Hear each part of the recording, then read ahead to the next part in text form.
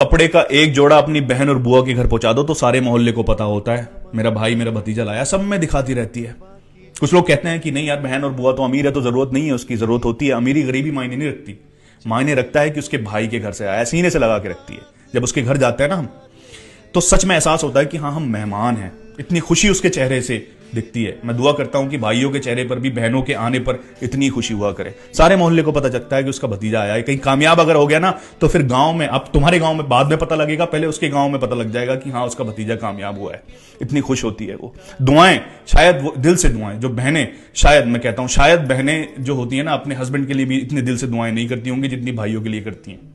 तो फिर क्यों हमारे चेहरों पर इतनी खुशी नहीं होती? बुआ ऐसी, बहन ऐसी, वो आ गई तो बोझ लगने लगती है। बोझ किस बात की? अरे जिस हिस्से में तुम रह रहे हो ना, जो तुम्हारे बाप का हिस्सा है, उसमें उस बुआ का, उस बहन का भी हिस्सा है जो माफ करके गई है। तो कोई एहसान नहीं कर रहे हो। जिस घर में तुम रह रहे हो उसका कोना कोना उसने अपने हाथों से संवारा होता है। तो फिर बहन पर, बुआ पर, एक त्योहार पर अगर उसे कपड़े का जोड़ा भेज रहे हो तो एहसान नहीं कर रहे। उसके आने पर अगर खुश हो रहे हो तब भी एहसान नहीं कर रहे, क्योंकि उसका हक बनता है, उसका घर है ये। कुछ लोगों ने बना लिया कि बुआ आती है, बहन आती है, ये लेकर जाती है, वो जाती है। कुछ नहीं लेकर जाती। जब वो आती है तो रहमत लेकर जाती है, और जब जाती है तो कितने सारे बवाल और बलाएं तुम्हारी लेकर चली जाती है तुम्हारे घर से। हर एक बाप का और भाई का यह हक बनता है कि बहन के बेटी के सर पे हाथ रखा रहे और उसे एहसास ना होने दे कि जिस घर के कोने कोने में बड़े होकर वो उसे जिससे छोड़कर गई है वो छूटा नहीं है। वो घर उसका अभी भी है, जब चाहे जब आ सकती है, और हर बार आने पर इतनी ही खुशी होगी जितनी खुशी हमारे जाने पर वो करती है।